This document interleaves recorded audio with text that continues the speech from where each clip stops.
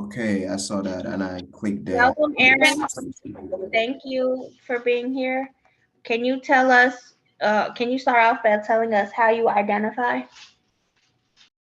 I'm non-binary. My pronouns are they and them. My name's Aaron Gomez. Yeah, I'm 27. Thank you. Can you give us a brief overview about your experience with long COVID-19? Yeah, it was started when COVID-19 outbreak was really severe around March, or I think it was February 2020. Like I didn't really take it seriously at that time because but a lot of people they were panicking. COVID-19 is really dangerous and that it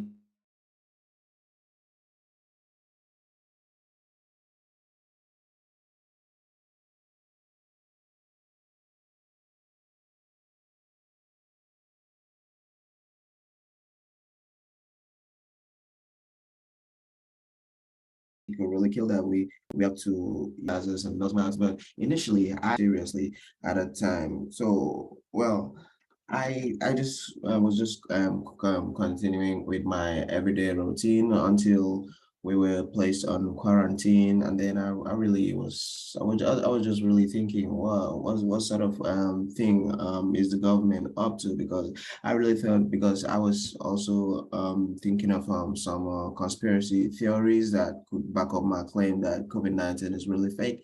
That maybe the government is using it to control people. They're using it to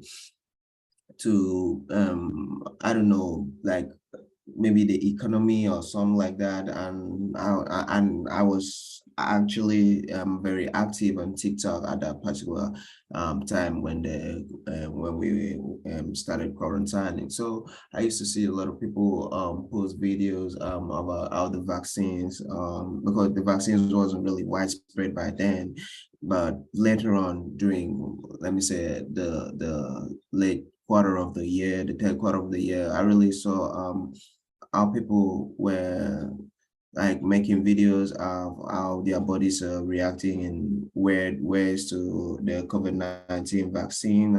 So well, okay, I was saying initially it was like I didn't really I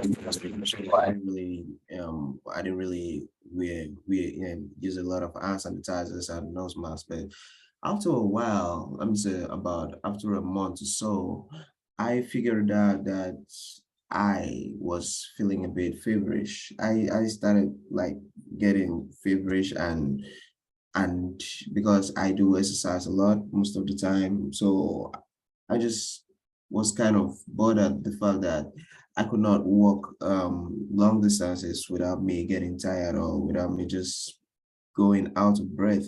And I was just thinking maybe it's a mild cold or it's a mild fever or something because whenever I get fever, I just take paracetamol and then film the fever is gone. So at that particular time I was just thinking it's just a mild fever, and I because I did not go to public places, I didn't really go out much at that time, so I just like I was just saying I should keep this to myself because I was scared what people might think if they realize that I was just praying hoping that it wasn't COVID-19. I was just praying hoping that it wasn't COVID-19, but after a while of being in those, I just discovered that these these symptoms, they were just becoming very severe. And I'm living alone, so I didn't really, I wasn't really much at risk of sharing it, like making others come in contact through it. So I was just thinking, if this is actually COVID-19, who my who might have passed it on to me. I was just thinking some like some thoughts like that. Like I was just trying to trace who had COVID-19 or who I saw that was sick, and then I maybe came into contact with that person, and then I also became sick too. So I was just thinking and thinking like that, and I really couldn't make out. I really couldn't recall anybody who had symptoms similar to my own that I'm suffering now. I was suffering at that time. So I was just saying, well, let me just try and hide it as much as possible. And then there was my friend called me, and I told her that I'm not really feeling well, and that I'm really feeling, because she was the only one that I was able to disclose this to. She was the only one I was supposed to disclose this to. And then she advised me that I should go, like I should just get myself tested. Like I should just know if it is really COVID. So if it is not, I'm gonna feel relief. But if it is, so they can proceed with the proper treatment. So I was still initially skeptical about it. I didn't really want to go along with the test. So I would just stay put for a while until I just discovered, I saw on the news a lot of people dying and things like that. And at that particular moment, I was really scared.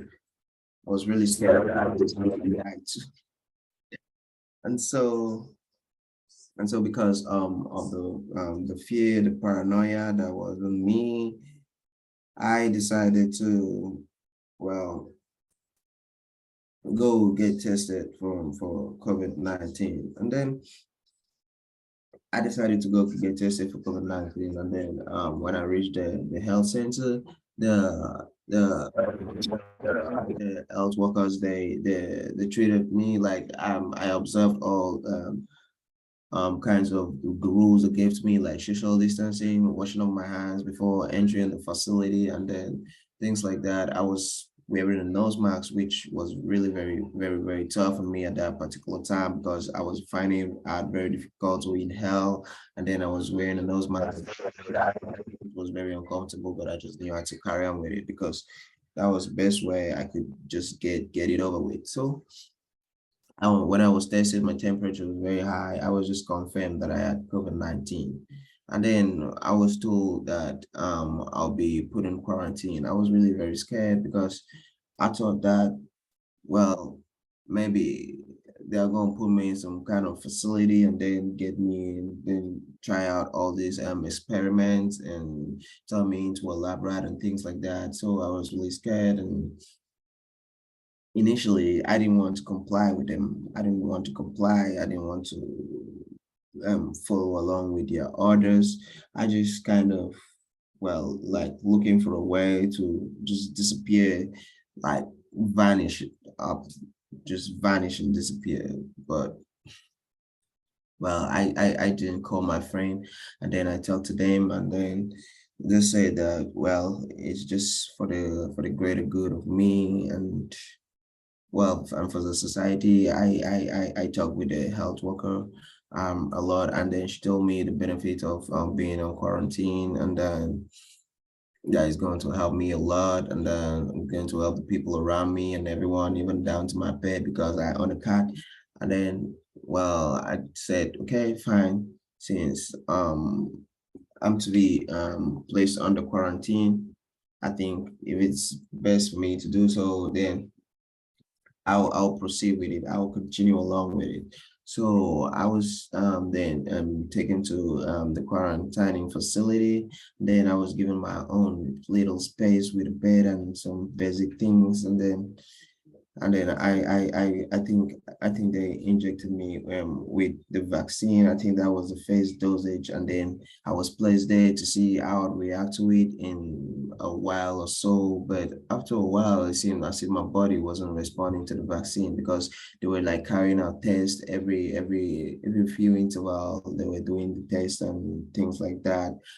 And well, after a while, it seemed as if the symptoms wouldn't really go away. So I'm sorry if I'm talking too much. Do you have anything else to say or add to that?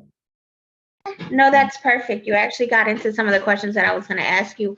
But I also want to know if you ever felt like you were discriminated against while you were before you disclosed, and then during, and then just the whole recovery process. I wasn't really discriminated against, because I was afraid that that was gonna happen. I was scared that that was gonna be the case, because I didn't really want to let anybody know about my state of physical well-being. That I was feeling the symptoms of COVID-19, so I was scared that, something like that was gonna happen. Thank you. Can you also speak about, okay, so what would you suggest to people who still believe that COVID-19 is not real or something that, again, like you said, the government made up? What would you say to those people? I would say to those people that they are really, really, absolutely, totally, completely wrong. That COVID-19 is something that is real. I've experienced it. I've had COVID-19. I've felt it. I know it's very bad, terrible, and it's very awful. I wouldn't wish it on someone that I hate a lot. So it makes your body feverish. It makes it very difficult to breathe. I was afraid that they was going to put me on a ventilator. So, but I'm just thankful that didn't happen because it would have meant something else that I wasn't able to get enough oxygen into me through the normal breathing process.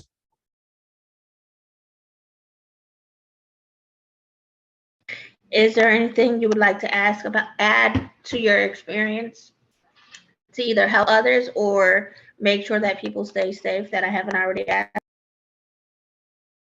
Okay, if there's anything like advice I'd like to give someone is that at the first symptoms they should just at the first symptoms of any kind of illness that's bothering them, they should just go see a professional or a practitioner, any one of those, that they should seek and consult a professional immediately. They should not just leave matters in their own hands, because I knew it. Because when I first started feeling those symptoms, I was just thinking maybe I should just go to the drugstore and get myself some pills so that can take away the cough, the cold, and the fever in me. But I just thought that maybe if I went there, they would have to do me a test. They would have to perform a test on me, and then if they found out that I was infected with COVID-19, that would be. I was really scared. I didn't want to think of the consequences at that time. Perfect. That's all the questions I have for you. Is there anything else you want to leave us with in general?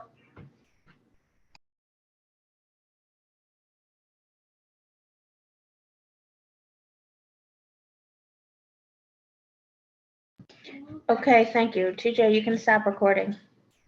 I'm sorry. I was speaking, but No, go I ahead. didn't know. Hello? Go Yeah, ahead. I was saying something, but I didn't realize I was muted. So I was just saying that, okay, I don't have anything else to add right now, but if you got any questions for me, I'm willing and ready to answer them at any particular time. So that's just what I said. I didn't realize I was muted. Perfect. That's awesome. Thank you. You're welcome.